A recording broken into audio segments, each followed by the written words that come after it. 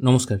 আজকের এই ভিডিওর মাধ্যমে আমি আপনাদের দেখাবো আপনারা কি করে বাংলার ভূমি ওয়েবসাইট থেকে জমির খাজনা পেমেন্ট করবেন। এবার এখানে একটা কথা বলে রাখি, কৃষি জমির কিন্তু কোনো রকম খাজনা লাগে না।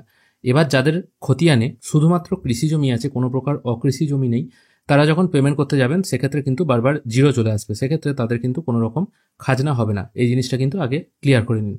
এবার এই খাজনা সম্পর্কিত আমার আগে যে দুটি ভিডিও আমি আপলোড করেছি সেখানে অনেক কমেন্টই এসছে, কিন্তু রিসেন্টলি একটা কমেন্ট এসছে, পড়ে আমার খুব ভালো লাগলো।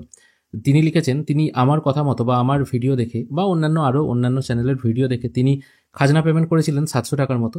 তার টাকা কেটে নিয়েছে, কিন্তু কোনোভাবেই খাজনার রসিদ ডাউনলোড হচ্ছে না। তো তিনি বলতে চাইছেন যে এইসব ইউটিউবারদের ভিডিও দেখে কখনো খাজনা পেমেন্ট করতে যাবেন না। এই ইউটিউবারগুলোর সাথে ভূমি রাজস্ব দপ্তরের কোনো আর্থিক লেনদেন রয়েছে, যার ফলে এই খাজনার টাকা হয়তো আপনার ব্যাংক থেকে কেটে নেবে, কিন্তু আপনি রসিদ পাবেন না। ব্যাপারটা আসলে সেটা না।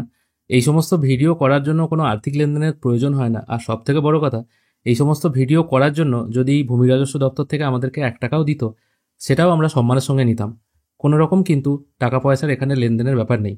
জাস্ট আমার প্রসেসটা একটু ফলো করুন, দেখবেন আপনিও কিন্তু এই কাজটা করতে পারবেন। খাজনা পেমেন্ট করার জন্য প্রথমে আপনাকে বাংলার ভূমি ওয়েবসাইট লগ ইন করে নিতে হবে। লগ ইন আইডি এবং পাসওয়ার্ড আপনাকে নিজেকে ক্রিয়েট করে নিতে হবে। এখানে আসার পর অনলাইন সার্ভিস বলে একটি অপশন আছে এবং ওপর থেকে 5 নম্বর অপশন ল্যান্ড রেভিনিউ ব্র্যাকেটে খাজনা অ্যাপ্লিকেশন, এটির ওপর একবার ক্লিক করবেন। এখানে ক্লিক করার পর আপনার প্রপার্টির ডিস্ট্রিক্ট এখান থেকে প্রথমে সিলেক্ট করবেন। তারপর সিলেক্ট করতে হবে আপনার প্রপার্টি যে ব্লকে অবস্থিত, সেই ব্লকটা এখান থেকে চুজ করে নেবেন।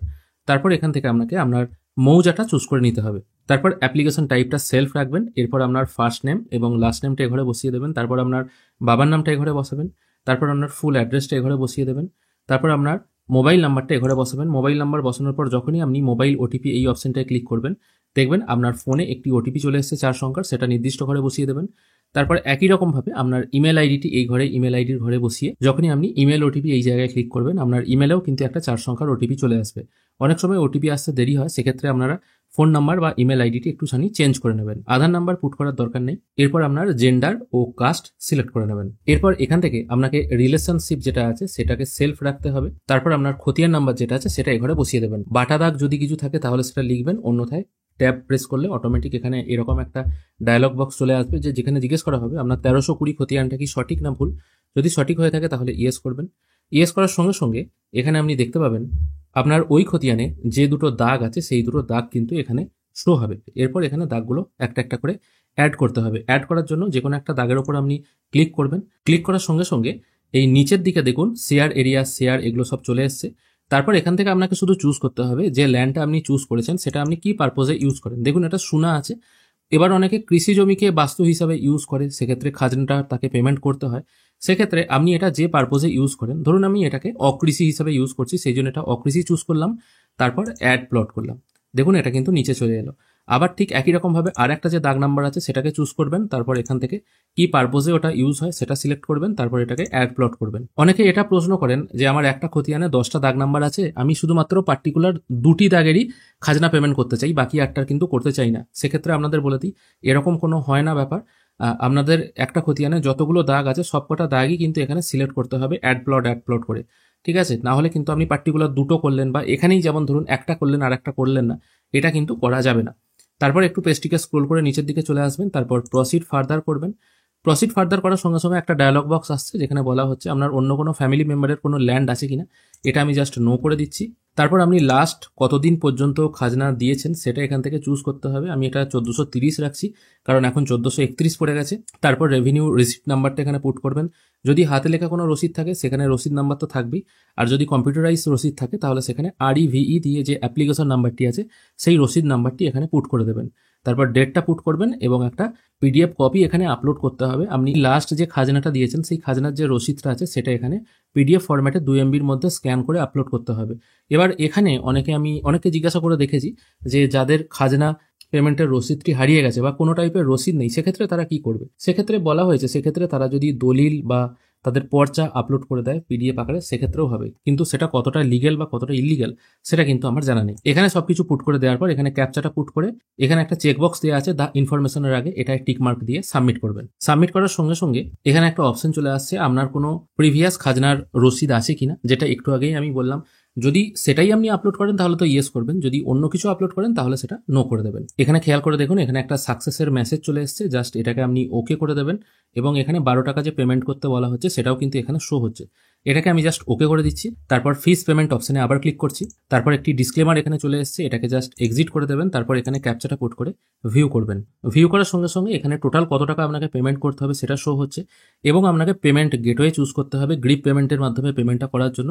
আমি এখানে এসবিআই ইপে সিলেক্ট করছি, কারণ এসবিআই ইপে সিলেক্ট করলে এখান থেকে আপনি কিউআর কোডের মাধ্যমে পেমেন্ট করতে পারবেন। তারপর আমি কন্টিনিউ করছি, কন্টিনিউ করার সঙ্গে সঙ্গে এখানে আবার একটা ডিসক্লেমার চলে এলো, এটাকে জাস্ট এক্সিট করে কন্টিনিউ করবেন। তারপর আবার গ্রিপ পেমেন্টের একটি পেজ চলে আসবে, এখানেও 12 টাকা পেমেন্ট শো হবে, এটা জাস্ট ভেরিফাই করে দিয়ে আবার নেক্সট করবেন। তারপর এখান থেকে পেমেন্ট মোড সিলেক্ট করবেন এসবিআই ইপে এবং পেমেন্ট থ্রু পেমেন্ট গেটওয়ে করবেন, তারপর আবার নেক্সট করবেন। এরপর আপনার সামনে এরকম একটি পেজ ওপেন হবে, এখান থেকে দুটো জিনিস আপনাকে লিখে রাখতে হবে, একটা হলো জিআরএন নাম্বার এবং আরেকটা হলো আইডেন্টিফিকেশন নাম্বার। এই দুটো নাম্বার কিন্তু পেমেন্টটাকে ভেরিফাই করার জন্য কাজে লাগবে। এই দুটো নম্বর সম্ভব হলে কপি করে নেবেন বা স্ক্রিনশট নিয়ে নেবেন, তারপর আবার পে নাও করবেন। এরপর এখান থেকে ইউপিআই সিলেক্ট করবেন, তারপর ইউপিআই কিউআর চুজ করে পে নাও করবেন। এখানে ক্লিক করার সঙ্গে সঙ্গে আপনার সামনে একটি কিউআর জেনারেট হয়ে যাবে, এটি জাস্ট আপনাদের ফোনপে কিংবা গুগল পের মাধ্যমে স্ক্যান করে পেমেন্ট করে দিলেই কিন্তু পেমেন্টটা কমপ্লিট হয়ে যাবে। এবার কিন্তু একটা ভয়ের জায়গায় আসছে, এবার দেখুন এখানে দেখাচ্ছে সেশন এক্সপায়ার্ড, মানে সেশন শেষ হয়ে গেল এবং এটা একটা এরর চলে এলো। যখনই এটাকে আপনি ওকে করবেন তখনই কিন্তু এই পেজটা চলে আসবে, মানে বাংলার ভূমি ওয়েবসাইটে আর যাওয়া হবে না। এরপর আমি আবার বাংলার ভূমি ওয়েবসাইট লগ ইন করছি। বাংলার ভূমি ওয়েবসাইট লগ ইন করার পর আবার আপনি চলে আসবেন সিটিজেন সার্ভিস অপশনে, এখান থেকে জিআরএন সার্চ বলে যে অপশনটি আছে এটির উপর একবার ক্লিক করবেন। এখানে ক্লিক করার পর যে দুটো নাম্বার আমি আপনাদের ছবি তুলে রাখতে বললাম বা কপি করে রাখতে বললাম সেটা এখানে পুট করতে হবে। সেই জন্য রিকোয়েস্ট টাইপ যেটা আছে সেটা আপনি রেভিনিউ সিলেক্ট করবেন, তারপর জিআরএন নাম্বার আর যেটা আইডেন্টিফিকেশন নাম্বার মানে আরইভিই দিয়ে শুরু সেই নাম্বারটা এখানে পুট করে এখানে ক্যাপচাটা পুট করে সাবমিট করে দেবেন। এখানে সবকিছু ডিটেল ফিল করার সঙ্গে সঙ্গে দেখাচ্ছে যে আপনি এখানে যে ডিটেলগুলো ফিল করেছেন সেগুলো এখানে সব এই পাশের ঘরটায় শো হচ্ছে, জাস্ট এটাকে ওকে করে দেবেন। তারপর পেজটিকে স্ক্রোল করে একটু উপরের দিকে তুলে কন্টিনিউ অপশনটায় ক্লিক করবেন। এবার এখানে বলে দিই এই প্রসেসটা না করলে কিন্তু আপনার খাজনা পেমেন্টের যে সম্পূর্ণ প্রসেসটা সাকসেস হবে না, কারণ একটু আগেই আপনারা দেখলেন গ্রিপ পেমেন্টের যে পোর্টালটি ছিল সেটা পেমেন্ট কালেক্ট করার সঙ্গে সঙ্গে অটোমেটিক সেশন এক্সপায়ার হয়ে গেল। এটা কিন্তু একটা প্রবলেম। এবার এই প্রবলেমটা বহুদিন থেকেই আছে। এবার বহু মানুষ কি করেন, ওখানে পেমেন্ট করে দেওয়ার পর এই সরাসরি অ্যাপ্লিকেশন/রিসিপ্ট রিপ্রিন্ট এই অপশনটায় চলে আসেন, এখান থেকে সরাসরি আইডেন্টিফিকেশন নাম্বার বা আরইভিই দিয়ে শুরু যে নাম্বারটা সেটা সরাসরি এখানে পুট করেন। যেমন ধরুন এখানে রেভিনিউ রিসিপ্ট এটাই আমি প্রিন্ট করব, এটা দিয়ে এখানে সরাসরি প্রিন্ট করে যখন এখানে সার্চ করতে চান তখন দেখা যায় যে রসিদটা ডাউনলোড হচ্ছে না। এই জিনিসটা কিন্তু হয় অনেকে, মানে মাঝখানে যে প্রসেসটা দেখালাম জিআরএন সার্চ দিয়ে যে অপশনটা ওটা কিন্তু অনেকে করেন না, যার ফলে কিন্তু তাদের রসিদ আর ডাউনলোড হবে না। আমি এটা একটু আগে করে নিয়েছি, এখানে আপনাদেরকে দেখালাম। এরপর আমি দেখছি রসিদ ডাউনলোড হচ্ছে কিনা। আমি অ্যাপ্লিকেশন নাম্বারের জায়গায় আরইভিই দিয়ে শুরু যে নাম্বারটা পুট করে দিচ্ছি, অ্যাপ্লিকেশন নাম্বারটি এখানে পুট করার সঙ্গে সঙ্গে দেখতে পাচ্ছেন অটোমেটিক কিন্তু খতিয়ান নাম্বারটা এখানে চলে এলো। তারপর এখানে ক্যাপচাটা পুট করে দেবেন, তারপর জাস্ট সাবমিট করবেন। খেয়াল করে দেখুন আমার মেশিনে আইডিএম ইনস্টল আছে, সেই জন্য এটা ডাউনলোড হয়ে গেল। একদম ছোট সাইজের একটা পিডিএফ 197.45 কেবির। আমি এটাকে জাস্ট ওপেন করছি।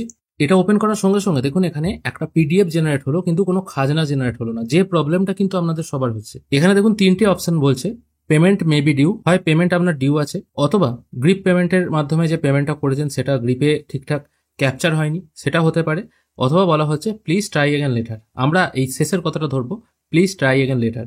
যদি আপনাদেরও এই টাইপের প্রবলেম আসে খাজনা পেমেন্ট করতে গিয়ে বা রসিদ জেনারেট হচ্ছে না, সেক্ষেত্রে ভয় পাবেন না, সেই দিনটা ওয়েট করে যান। 24 ঘন্টা ম্যাক্সিমাম 48 ঘন্টা, 48 ঘন্টা পর আবার সেম রেভিনিউ নাম্বার ধরে সার্চ করে দেখবেন আপনাদের খাজনার রসিদ কিন্তু জেনারেট হয়ে গেছে।